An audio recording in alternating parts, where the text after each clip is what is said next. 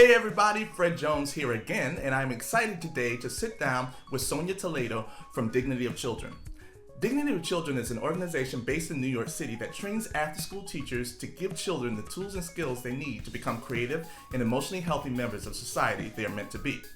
Even though we are based in Los Angeles, I worked for many years in New York City at the New York City Department of Education, so I am thrilled to share a little East Coast vibe on the program today. Today's topic is, what can we do now during the crisis to support students and families? Now, you can learn more about Dignity of Children and the outstanding work they do for our organizations and communities in the video description. And as always, please make sure you hit the like button to let us know you enjoyed the episode, and please leave us a message in the chat below. We promise to respond. So thanks for watching, and let's get started. Welcome everyone to Afterschool Guru Presents, and today I'm extremely excited that we have Sonia Toledo here from Dignity of Children, and she's going to be talking to us today about the topic of how do we continue to support families in our communities during this crisis. But what's interesting is we really want to approach this from the idea of how do we do this holistically. All right, so as always, I'd like to let you guys know how we got here. The reason why we're doing this started off when this thing first kind of kicked off, the COVID crisis. We worked with the Califonia Afterschool Network, and Troy Selvey is here from the Califonia Afterschool Network. You can say hello, Troy. There he is. And so we worked with Troy to bring this as a forum for ideas and innovation and to help support the field with a lot of the stuff that's going on. We recognize that many folks are dealing with a lot of different challenges with the COVID crisis. And so we really wanted After School to be represented in these conversations. And so we're creating this as a voice to give organizations a voice. I want to go ahead and I want to read a little bit about Sonia so you guys will have an idea of who she is. Sonia founded Dignity of Children in 2008 with the vision of creating programs that would support families holistically. She has spent over 25 years of experience working in the after-school field, building quality programming for students in elementary through high school during out-of-school time. And Sonia's worked for the Boys and Girls Club, YMCA, Children's Aid Society, Jane Quinn, I love Jane, all right, we'll have to talk about that, Child Care Incorporated, and has served as president of the Afterschool Works New York. A doctoral of education candidate for 2021, she has also been presenting at conferences for organizations such as the National Afterschool Association, Boost, and the New York State Network for Youth Success for more than 15 years. When Sonia founded Dignity of Children, she decided the best approach for child and youth development was to educate adults in order to help them create environments for children that will make them feel emotionally safe while allowing them to develop their self-worth. I mean, that's it in a nutshell right there. So let's give Ms. Toledo a big round of applause. Thank her for being here with us today. Sonia, how are you? I like it so much better when it comes from you. I was like, wow, that sounds so great. It is great. It not just sounds great, it really is great. So Sonia, number one, thank you so much for being here. I was really fortunate that I had a chance that you and I actually had a chance to talk right before this. We kind of caught up right before that. And instantly I was like, we started talking in the conversation. I was like, stop, because I want all this to be fresh and new when we do it, because there was a rapport. And your energy is infectious. And I have to say, that's one of the things I know. So I'm excited to bring you to this team. And also I'm excited because a lot of the work that I've been doing here is in California now, but I started off in New York City. That's where I started off in after school. So it's great to bring folks from New York and from the East Coast or anywhere in the country to talk about things so folks can see just how different and varied after school is, all right? So let's go to Sonia now. Sonia, tell us a little bit about yourself in terms of how you started and what brought you to where you first started Dignity of Children. How did you come to after school? Whoa, okay, first of all, I don't know nothing else but after school. So don't ask me about nothing else because I know nothing, just after school. I really feel that it was a real natural energy to be here. I left a couple of times throughout my adult life, you know, trying to find myself and found a medical assistant who knew I couldn't stand blood. Came right back to after school, you know, went to corporate and not doing that either. Came back to after school. But my most clear memory of knowing that I had a naturalness was when I was in SYP as a summer youth employment. My first job ever, I went to the pool with a group of kids and a bunch of people in New York City, hot, you know, pool. And there was just so much going on. I had no clue what was going on. What was I supposed to do? And I remember seeing a little boy falling in the water. And mind you, the pools in New York are crowded. So I just went, grabbed him, and I sat him next to me. And for the rest of the time that we were there, I sat with him and talked with him. He was 6 years old. And, you know, when we get back to the site, the supervisor walks over to me, and I'm like, uh-oh, I did something wrong, right? And she's like, you are a natural. You saved this little boy's life, and because you gave him that emotional support, you know, his mother is very grateful for you. Mm. And that, I think that was the beginning of my trajectory to stay and keep doing that. Whatever that was, for me, it was like, I have this connection with children, so let me just keep doing that. Long story short, here I am. I've been in the field and done every position that you could imagine. I've been there. And, you know, as a business entrepreneur, jet setter, doing something out of the box, I decided to create a for-profit. I have an S corporation. It's called Dignity of Children.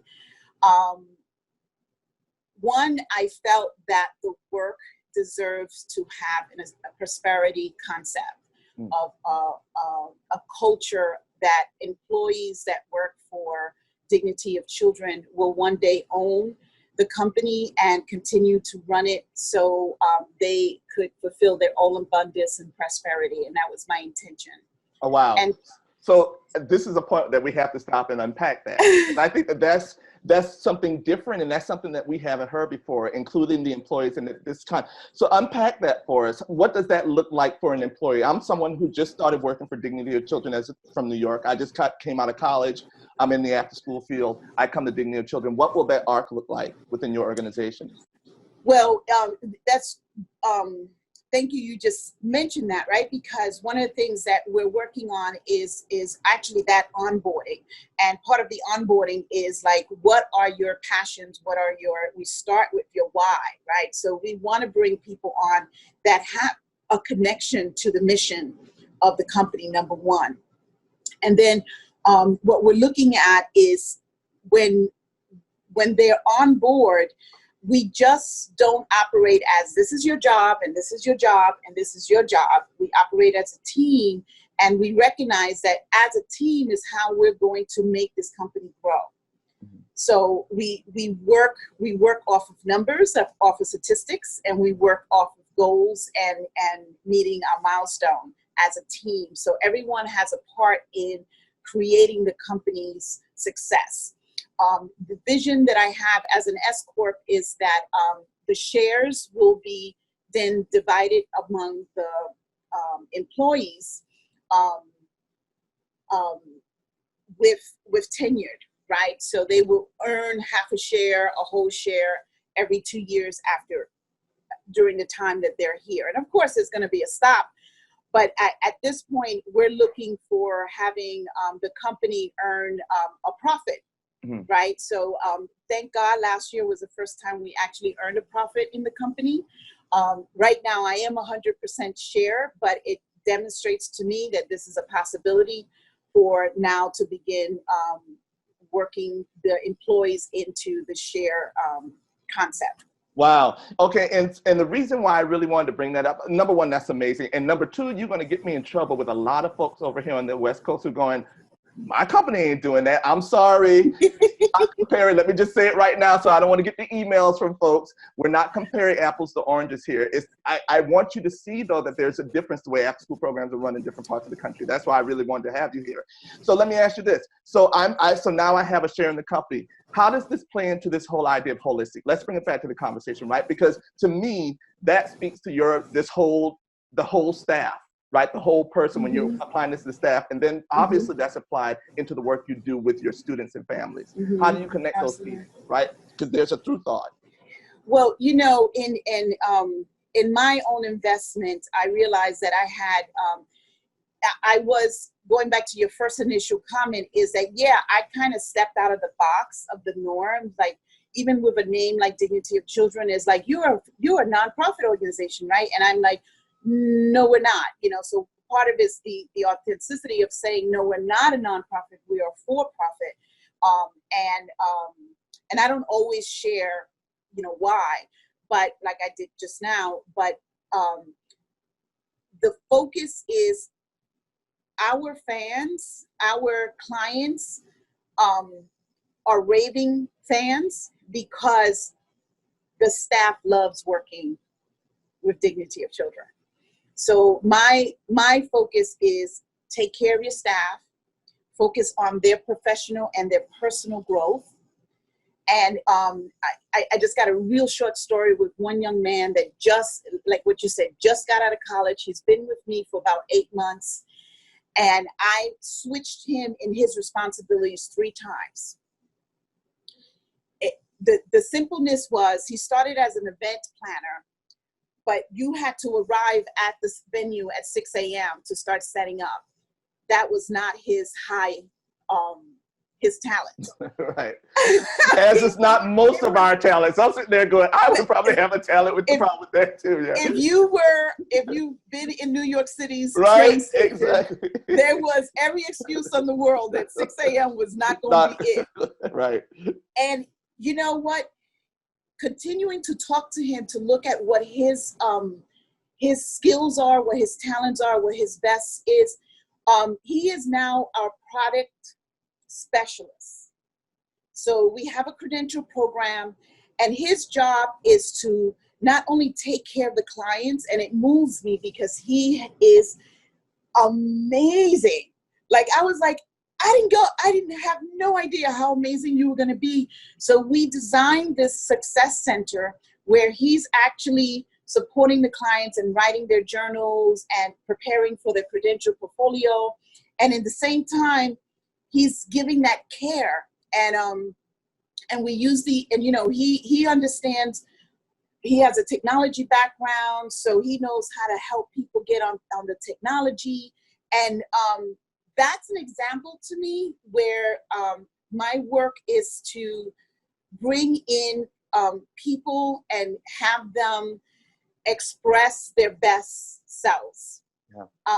So then they could turnkey it into our clients, because that's what it means. Everyone that comes through Dignity of Children, it's about knowing who you are. We start with knowing your why. And once you know your why, yeah, you want a job, but why? Right. Do you want to do this? Exactly. I mean, I have so much to say. So, I stopped myself because I was like, no, that's great. I love that. And I appreciate that. I love that you're passionate about your staff. That's just like I said, your energy is infectious. You're the kind of leader that we want to see, because I'm sure that energy is shown in your staff, right? So let's talk about that now. So now you have the staff who are really surrounded by the why. How do they then go out and support families holistically? What does that look like? Great. So again, as a team, we've created this last, could I speak about to pivot? So, as everyone else, we had to figure out how to pivot to address the current situation. So we went from managing events in-house, in person, to doing everything online on Zoom. And when you say doing everything, could you kind of break down what it is overall that the organization does specifically? Oh, okay, Cody. This is my highlight. I was like, okay, I'll do that. But there's a story behind that, because one of our foundational product is a credential, New York State school-age care credential. We offer a professional credential to anyone who is interested in running an after-school program. Here in New York State, we are actually the only state across the country that the credential is connected to the regulations. So the regulation says anyone who's running an after school either has to have 18 credits in education or a credential. So that's our foundation work. So we have two tracks. We have people that are already directors and they want to get the permit, their name on the permit, and they don't have the 18 credits, right? Or we have people who are line staff or assistant directors or coordinators that are moving up in the ladder and are convinced that this is a field for them. We call them their inspiring leaders. So we have an inspiring leaders credential track and we have a director's track. And that's our foundation work. So we work with individuals for them. It's about a year. It's a portfolio model where they have to demonstrate their standards and their skills through writing, verbally interview, and implementation. So there's actually observation as part of the portfolio. Awesome. So let me unpack this SAC license piece too, because I think that's something that we don't have here in California, right? And so I want to make sure that everyone understands what we're talking about. In New York City, in order for an organization to serve students in schools, it's tied to the funding and the regulations that they have to have either the 18 hours of credits or they have to have a SAC license. And for some programs, it's just a requirement to have a SAC license. If I remember correctly, right. I think like for the Beacon stuff, you can't even, you have to have it, which means that after school staff members have to go through a certification training before they go into the programs. And that's different than a lot of organizations in California or in other parts of the country, they train at their organizational site level and they give them training, but it's not codified in the way that everyone is going through the same training, and that's different. So I just want to make sure everybody kind of understands that. And I just want to stop for a second also, because what we've been doing is I'm trying to highlight the differences, but I want to just stop and see if anyone has any questions about that or anything that Sonia has set up to this point, because it's a lot of interesting stuff before we let her go into really focusing on the topic again. Any questions up to this point? Nope, we're good. All right, Sonia, go ahead and continue. I just wanted to unpack that because I wanted to wait, you didn't give people a chance to like think. Oh, I'm sorry. Thank you, Sonia. Thank you very much. I did rush that. And actually, let me do this. If you do have a question and you haven't, you can put it in the chat box, all right? And you can, that way we can save it in the repository to make sure. I love facilitators, man. I love it. We're going to make sure that everyone is included, all right? So if you need a little bit more time to come up with a question, just know we'll do a Q&A at the end, and then you can ask it then, all right? Thank you. Awesome. Very good. All right, so Sonia, back into it. So again, now that we've set up this system where you have your staff member, the SAC license, I want you to talk a little bit about the Darkness to Light Stewards for Children program that you guys do. Because you've been reading up on our stuff. Because yeah, absolutely. Because I understand when we talk about, well, even before we do that, explain when we say what you mean when you say supporting programs holistically. Because I want people to really understand when we talk whole child language, what that really means. Could you unpack that before we go into that? Sure. So, I mean, there's so many ways that I could describe it, but holistically is that we want the adult that is providing the service to understand that their self-care and their self-worth is absolutely necessary to provide the service to the child. So all of the services that we do, all of the courses that we do is all really always reconnects back to the adult's own capacity building or emotional intelligence building, etc. So when we say holistically, we're like, are you looking at yourself in your development in order for you to be able to handle the challenges that children bring to you? So if you look at it in that big picture, we try to everything that we do, we want to make those pieces connect. So we spoke earlier about the pivot, right? We needed to pivot. So the first thing we did is that we designed, and it's so funny because the name is like a tagline, but we'll talk about marketing another time. But so the name is Self-Care, Connect, and Uplift. So it's every Monday, we are just offering an hour of support to our population, which is our youth development professionals. So we're throwing it out there and we're saying, come and make your contribution. So we have yoga class, we have EFT classes, we have meditation, we have graphic design. Next week, we're going to have African dancing. So every week we're doing something to just take them away from what's happening right now, all of the stress and the struggles that we're going through to figure things out. That's number one. Number two, we created a parent summit, which was last week. And it was a 3-day event where we invited parents. It was the first time that we've done it. We've done parent workshops before, but this time around it was extremely moving and empowering to see that we actually address something that parents are really interested and needed to know. So the first day was based on understanding the social and emotional needs of children. So really walking through the emotions that children have through their crisis and, psychosocial crisis, all of that stuff. And then having parents do that sense of connection of behaviors versus their social emotional crisis that they have. Day 2 was based on our own emotional intelligence for our kids' sake. So we did a lot of work on how we act and how we behave and how it affects our children's behavior and crisis. And then we concluded the 3rd day with creating a self-directed environment for learning. So basically the idea is that creating an environment where children want to learn and, really targeting the home for parents to understand this struggle and this constant, friction that we have with our kids learning. So we had a really great turnout. We had about 100 people a day. Wow. Registered.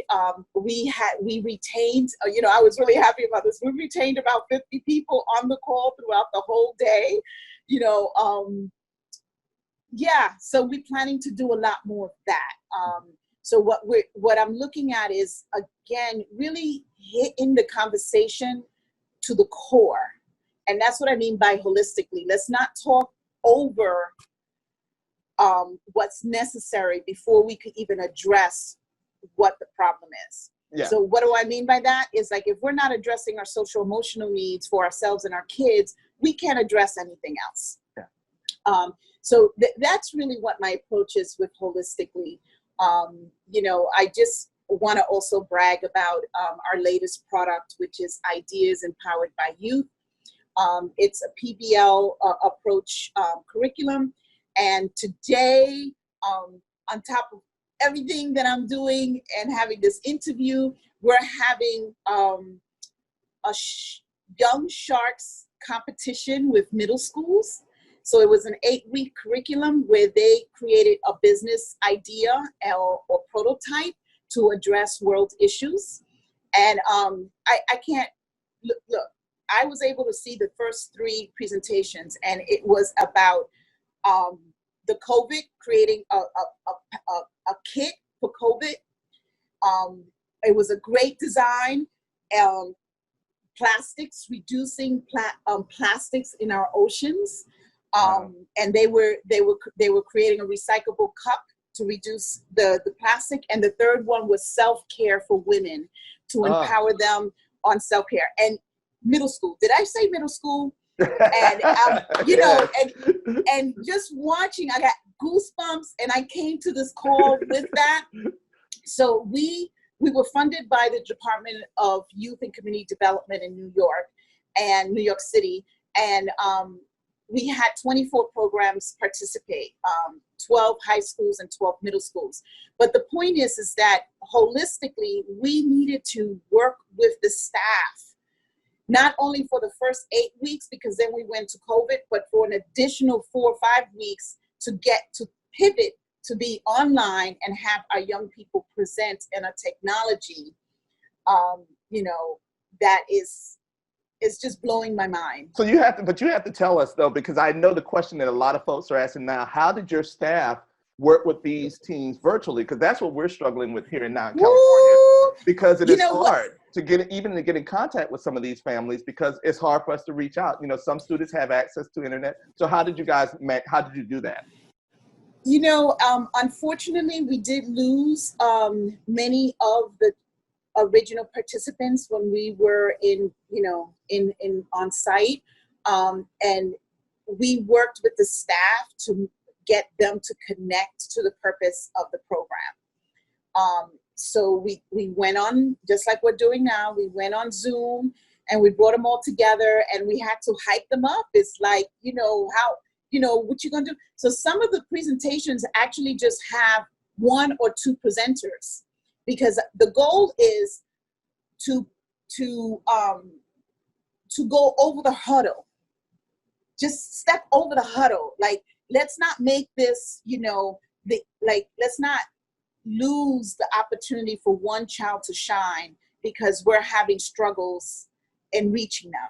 So because of the nature of the project, kids could work at home or they could work in teams around creating a presentation and doing their research and doing their prototype on a 3D application. So we had to do a lot of that cultivating with the staff in order for them to get through that huddle that they couldn't reach their kids. Wow. So we did a lot of like, okay, so you don't have 10 kids now, you got 3. Let's make those 3 work. Yeah. You don't have, you have 1 child, let's make it work. And they're showing up, 1 child. Yeah, man, that's amazing. And I saw the passion, because she came and she was like, my kids are doing this thing right now. And I was like, what? Oh no, this is awful. So she's trying to, that's why we did the meditation. Okay, let's just be here. So, I love that, because I'm a huge proponent of project-based learning. I think it is amazing. It's a way to teach so much, right? From SEL to STEM to arts, you can do so much with project-based learning, but it is also something that's driven by the students. So you talked about the staff, you talked about the students, you're talking about this holistic thing. How did you get your stakeholders? Because that stuff doesn't just happen when it's just one or the other. You have to have all your stakeholders be involved in order to build what you're looking for. So how did that work? How did you get the parents on board? How did you get the schools on board? How did that look? I don't know if I could answer that. Okay. It's just so big. Now, I never even thought about it like that. Fred, tenacity works. Yeah. Just keep going. Just keep going. We first had to convince our funder that we could do this on online platform, right? We really had to convince them. And it really starts with me believing first on ourselves. So having me and my staff believe in what we could do. As everybody knows, it feels like we're working more because we're working from home, right? So we had to do a lot of work in shifting our communication, shifting our messaging, encouraging staff to reach out to parents. And, with no lie, the parents came on board because a staff invited them and they attended as well, right? So we just keep trying, and we running into walls and we just keep moving. I think tenacity is the answer, just not giving in to the purpose that we're up to. I really haven't understood how we're making this work, except that we care for people and they feel it. Yeah. We make sure that every individual that comes through our program knows that they're taken care of, and we value that. That's one of our number 1 value. Well, and I think that it shows, and I think that's why I think the time that we took to unpack your whole process for bringing on staff is important, and also the level of training that your staff members receive, because I think that is the differences. I feel that when your staff is the embodiment of the vision of the organization, because they've seen it reflected in themselves, when they've seen that kind of self-growth in themselves, it makes it easy for them to go out and empower kids and say, listen, this is what can happen because they've been empowered. And that's why I think that is so important. So what do we do then? How do we, because there's a lot of folks who look at this who are just a site coordinator in a site, right? Now, just so you'll know, Toledo, the way we work here is a lot of times in California, we have an ACES funded grants, which means that that's a large sum of money that sums a lot of after-school programs all across the state.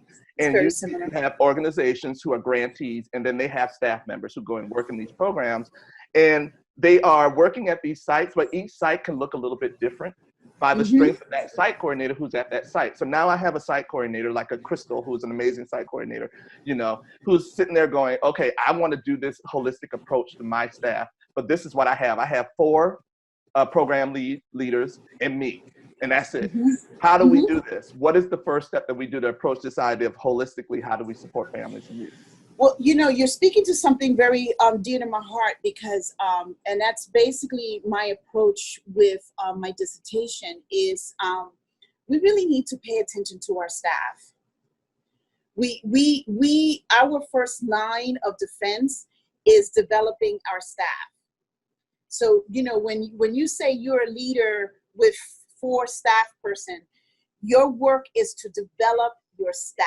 Like you know, the workforce is not a factory chain line. You know, you're in this position and this is what you do, and that's not your workforce. Your workforce is a team of people that have passions, that have aspirations, that have talents, that have skills. So we need to really look at how we are building our staff social and emotional skills, our soft skills, for them to get that. When it comes down to after school, it really is about the soft skills. The hard skills will come.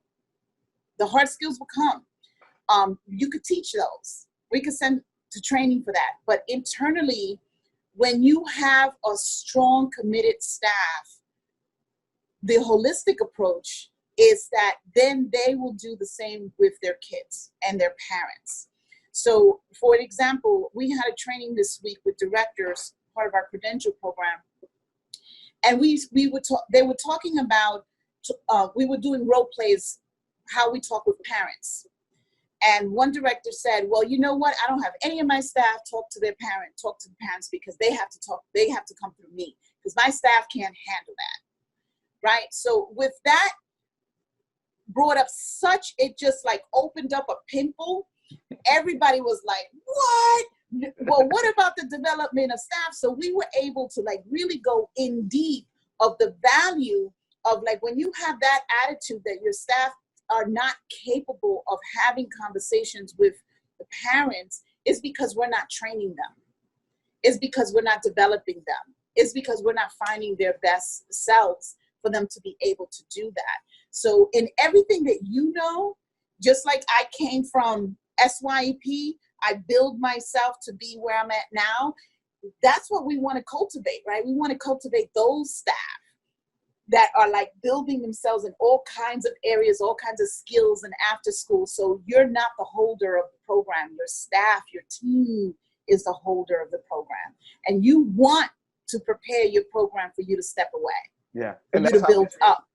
Absolutely. And that's how we change the image that after school is a non-essential thing, right? Yes. That's how we change the image, right? Because we have to create this army of folks who are out there making change on every site level, right? Because they can, and empowering them to do that. I totally agree with that. Totally.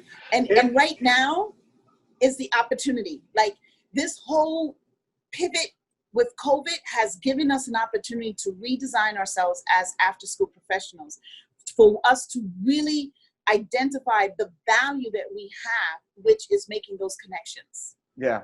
And making those relationships. Yes. And thank you for saying that, because I think that ultimately, I never want folks to walk away from these conversations thinking, oh, this is too big a thing for me. It's not.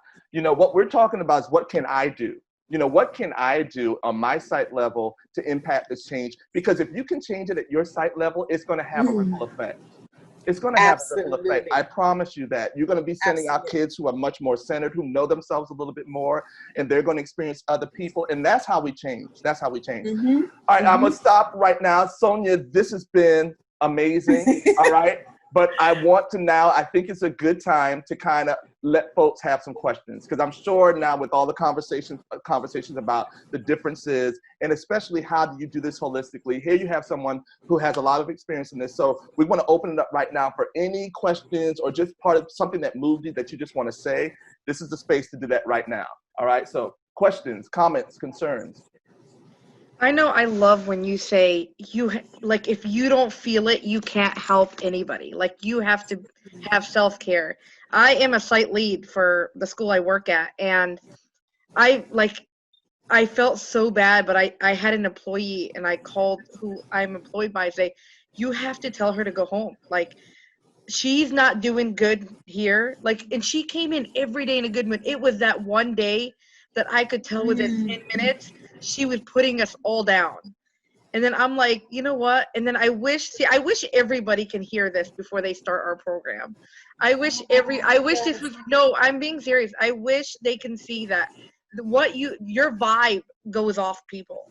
Like these kids, and she had a kinder TKK class, and I'm like, can't do this. Like you can't, like self-care is really so important. Yes. You can't, you need it to help others. And thank you for recognizing and having the courage to take action about it. Yeah. Right? Because you want to set the tone on what your culture is like, right? Yeah. So that's part of saying, okay, this is not going to be tolerated in this culture. Exactly. It's not like it's not, and and it's not a consequence for her, but it's an opportunity for her to look at herself. I don't even know if it's a her, but take a look at how she's influencing others. Her energy influences the whole environment. Yeah, and it's crazy because a week after that, she came up to us and she said, "This is not what I meant to do," and she just laughed. Like you can like like self-care to me is so important, so important.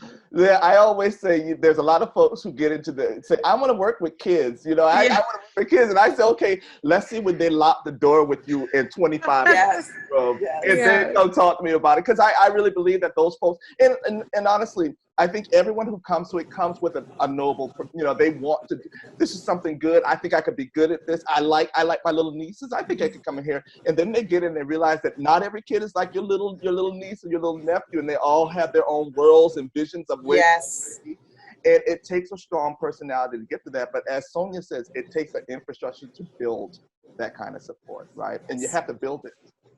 Hey, how you doing, Melissa? Hi. Hey, Melissa. Hi there, Sonia. I met you at the Boost conference a few years ago, and I absolutely fell in love with you. So, like, appropriately. So I'm so excited to be here. I just have one question.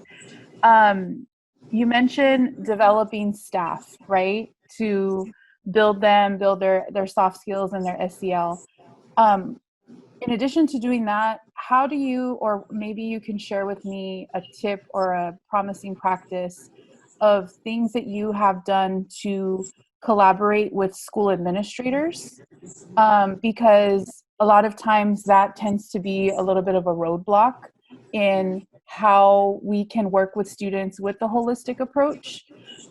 So I don't know if you can give me your thought on that, or maybe something. Well, I know we don't have a lot of time because that's one of the areas that it's really a big challenge for us. Sometimes when we go into schools, we go in, if there was a government grant, right? So it's a grant. So that's why we're in that school. And two, the relationship with the principal turns into, oh, now you're helping me, right? So I really have to say, as a field, we have to do a better job in introducing ourselves with what we have to offer, which complements what the school has. So if we don't go in with that initial conversation is, I am here, we are here to support our children to,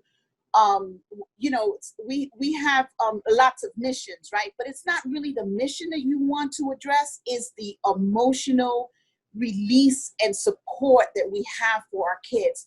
Our kids are going to be better for you if we allow them to run up and down in the not in the cafeteria, don't do that, in the gymnasium, to release the stress. Your kid is going to be better for you if we allow him to express themselves in their talents with drawing and etc. So we need to express our contribution to the school from the beginning, right? Because what it turns in, and this is the distinction, soft skills versus hard skills. Academic is all hard skills.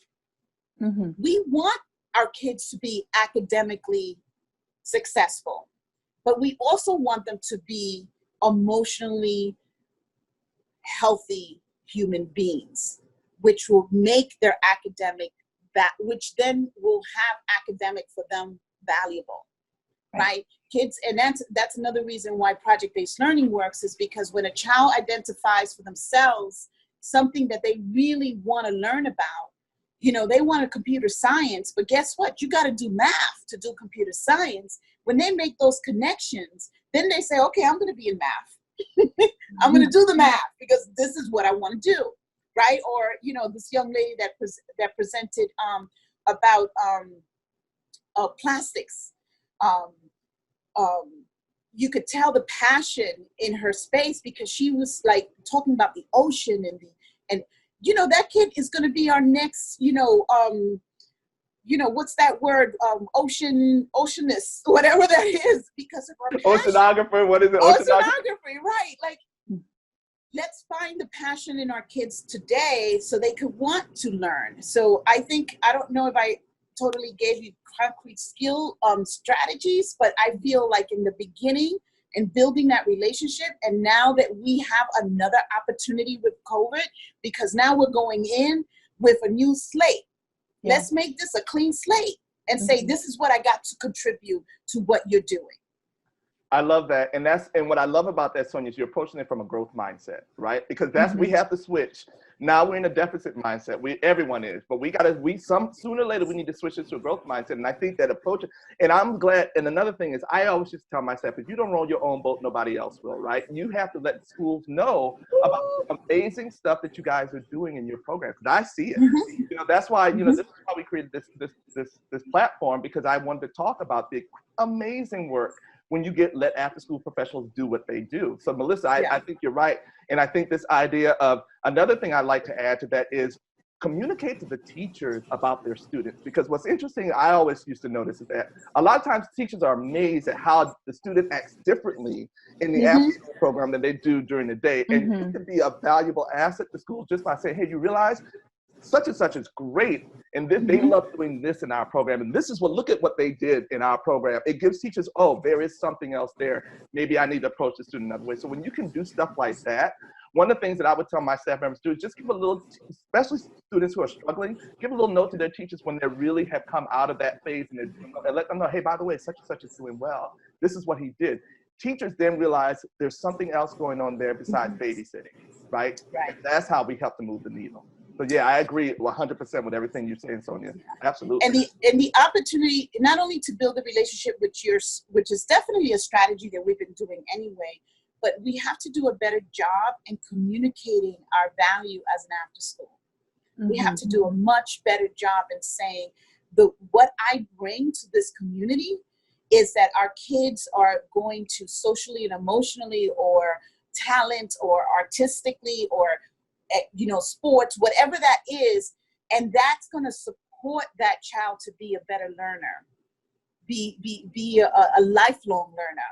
You know, commit to that, and let's get back to the table and say, okay, what else could we do to make that happen? So keep coming back to the table, keep coming back to the table, and reinforcing what we do. It's not just a contract and then, you know, okay, the year is over, let's go to the next year. It's like, no.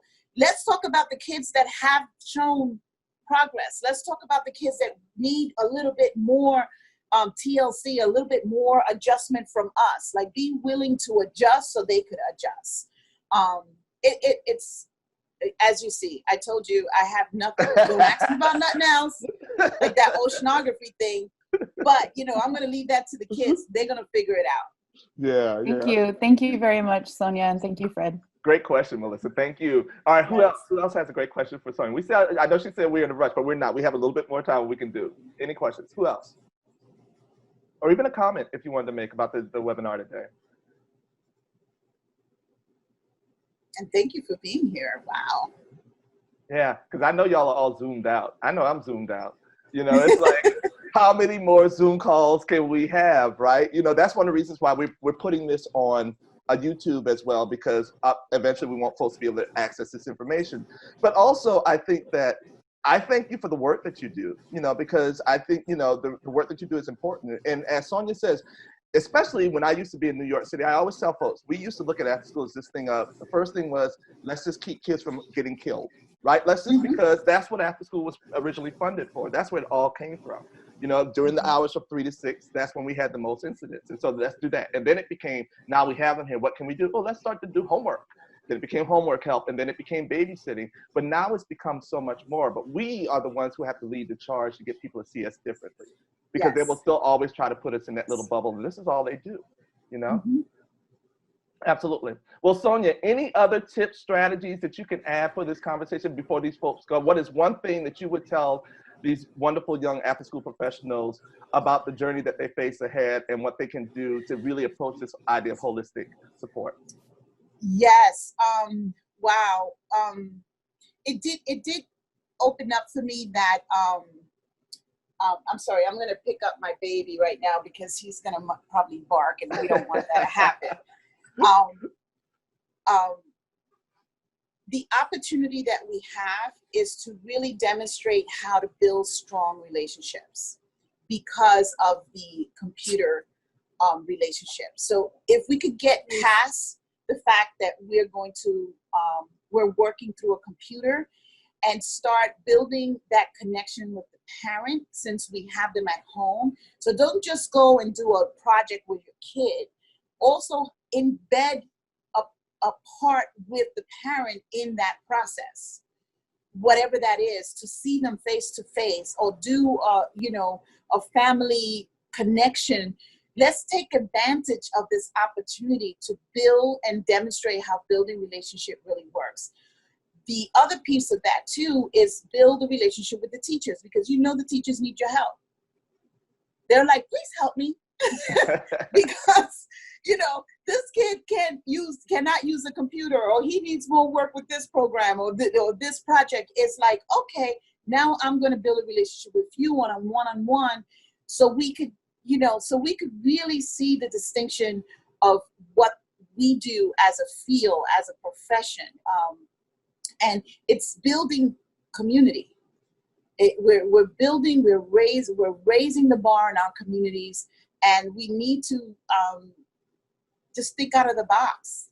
It's like, think out of Zoom, but within Zoom, right? Whatever that is. But I'm really encouraging us to really do more. Okay, what is something very radical that I haven't done yet? And if it's really scary, then it's the right thing. Step into fear. Step into the fear, right? That's the hard part, but that's where the magic is. Trust me, step into that fear. All right, well, listen, Sonia, thank you so much. And I double thank you, because I know you tore yourself away from your kids who are doing a project right now. And I know you're like, okay, I want to go to get my kids. So thank you for spending time with us. I hope you found it meaningful as much as we did having you here today. And I always like to say, and I always like to close the thing, number one, Troy, thank you for always showing up and being supportive, for the Califonia Afterschool Network, for letting folks know about this. And I always like to end these things by saying, I don't know if someone has told you guys how wonderful, how amazing you are in the work that you do, but if no one has told you that today, let me tell you, you are loved, you are important, you are needed, and I am here for you. If you need us, we are here. I know Sonia's here for you, Troy's here for you, I'm here for you. Reach out, let us know, and go out and do the things that you do so well, all right? So we love you. Thank you, everybody. Sonia, anything else you want to say? Thank you.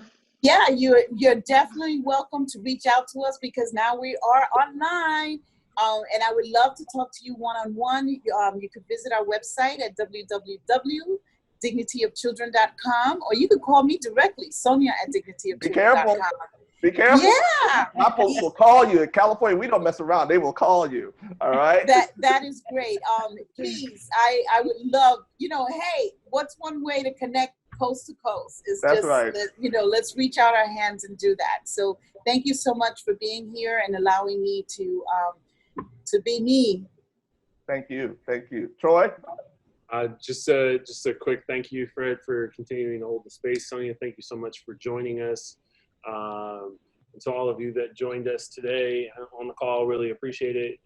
Obviously, like Fred said, we are here as a resource for you all, and we want to continue to support the work that you do. As a former site coordinator myself, I know the work, and it's important. And Sonia, you speak to the fact of building your team so that they're prepared. that is the goal ultimately for all of you. You know, 'cause one day the job I'm sitting in is going to be empty, and it's going to need it's gonna be left to someone. What are you trying to tell us? Like you. Oh, nothing. No, I'm not going anywhere anytime soon. It's real. I'm not going It's anywhere real. soon, but I Okay. got big buckets. I got big buckets. You know, I got things that I want to accomplish, you know, in Yes. various ways. And so I'm going to hold this seat for as long as I can, but somebody needs to be prepared to take it when I leave it. You know, Yes. as in the same vein Yes. you is, you know, I learned from my grandmother very early on that it takes a village, and I'm going to teach you every lesson that I have, so that when you come time, you don't make the same mistakes, but you have all the knowledge. So I think this is what this platform is for. It's for us to be able to share our knowledge, our wisdom. You know, Fred, you've done a great job of accumulating wonderful guests to come and join us and bless us. So I'm just truly grateful to be a part of this project. So Thanks, Troy. thank you to you all. For that. Thank you for having me, guys. Awesome. All right, well, listen, everyone, have a wonderful day, have a wonderful weekend, and check back in next week when we have another guest. I'm so sorry. I'm so bad I don't know. We'll change this in the edit, Chianti, and we'll put it in the... All right, you guys take care, have fun, and I will talk to you soon. Take care. Bye now. Take care. Bye, everyone.